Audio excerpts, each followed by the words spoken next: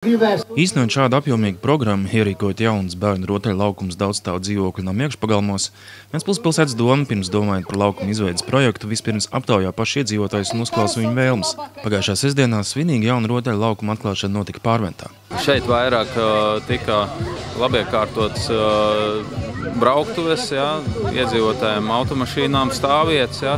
Šeit kopā ir izbūvēts ap 70 automašīnu stāvvietas, ierīkots arī jauns un moderns apgaismojums, moderns basketbola laukums un bērniem rotaļu laukums. Kopā uzstādīts ir 5 rotaļu iekārtiņas. Šos Francijā izgatavotos rotaļu elementus speciālisti ievēroja pērn kādā no izstādēm.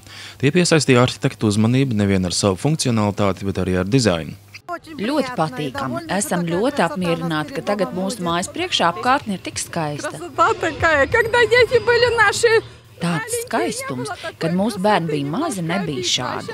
Tagad, lūk, IT tehnoloģija. Jauno basketbola laukumu augstu novērtēja arī basketbola kluba Ventspils viens no līderiem Kristaps Janičenuks. Tādu kaut ko līdzīgu es redzēju noteikti Amerikā, un tagad tas tiek ieviests arī Eiropā.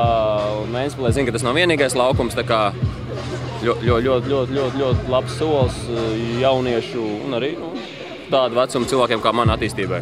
Manā bērnībā konkrēti es esmu no Baldonas un bija tā dēļu grīda ar kaut kur dēļu panākuši vaļā vai izlūzuši.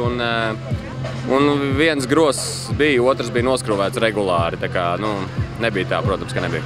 Kopumā šī rotaļu laukuma iekārtošana un aprīkojums izmaksāja 300 000 eiro.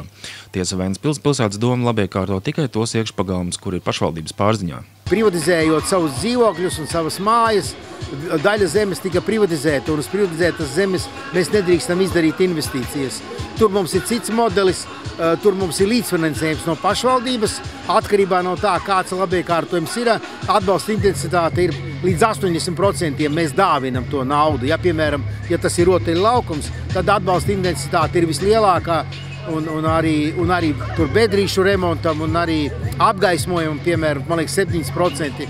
Un privātie arī izmanto šādu iespēju. Tā kā mēs esam vienīgā tāda veida sistēmu radījuši Latvijā. Par jauno laukumu priecājās ne tikai bērni. To novērtēja arī bērnu vecāki, kuriem ir svarīgi, lai viņu atvases varētu brīvo laiku pavadīt fiziski aktīvi. Agrāk šeit nebija diezko simpātisks skats. Pēdējos 5-7 gadus te viss bija sapostīts. Viss soliņi bija salauzti, bija palicis tikai vecais basketbola laukums. Kāds bija jūsu sajūtas, kad redzējāt, ir sākušies būvniecības darbi? Protams, ka prieks. Prieks par to, ka manam bērnam būs, kur spēlēties tepat un nevajadzēs tālu iet, kā tas ir tagad, līdz parkam. Vispozitīvākais ir tas, ka tu pa logu vari redzēt to visu. Izlien ārā, izkarnēs pa 1. vai 2. vai 9. stāvu lodziņu un apskaties, ko tavs bērns dara pagalmā. Kas var būt labāks? Tādu politiku, jeb tādu taktiku mēs jau piekopējam vairākus gadus. Pēc mēneša kaimiņu pagalmā atklās vēl vienu rotaļu laukumu, bet līdz šā gada beigām kopumā iekārtos 4 rotaļu laukumus. Līdz ar to pilsētā būs jau 36 moderni aprīkot bērnu rotaļu laukumi. Ar to Sanču, Tatjana Saksa-Gans, Edgars Indriksons, Kurzemes televīzija.